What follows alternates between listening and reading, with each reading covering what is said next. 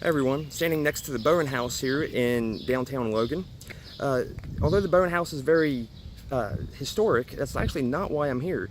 I'm actually standing in front of it because there's a little piece of history here I'd like to discuss. We used to come down here all the time when I was in elementary school up on the hill here right behind me at Central Elementary.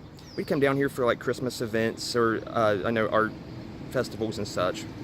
But I remember stopping outside of here one time and we actually had a little explanation of what was going on here right in front. Kind of an interesting piece of transportation history.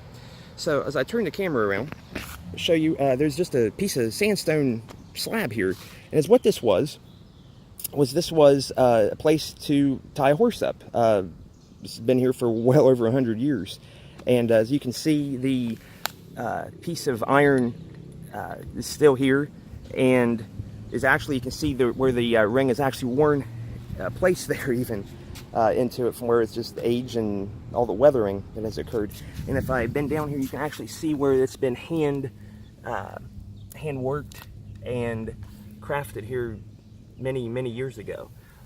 This is, like as I said, this was well over 100 years ago. But I remember them explaining this to us, and I thought it was very fascinating. This is still here and as left here kind of as a historic artifact for transportation.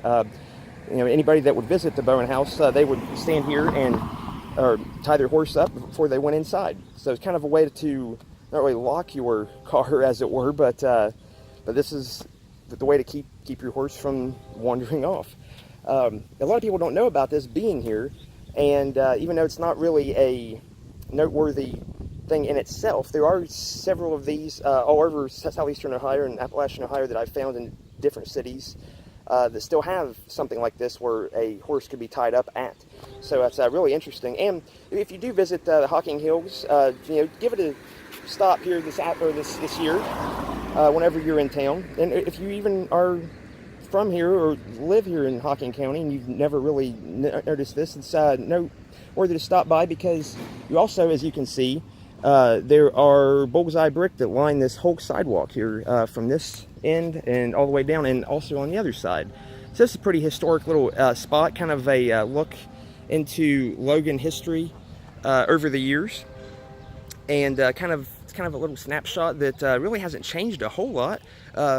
This whole area of town has a lot of historic houses, really beautiful architecture. So, if you do visit this area anytime soon, drive up this way by St. John Church.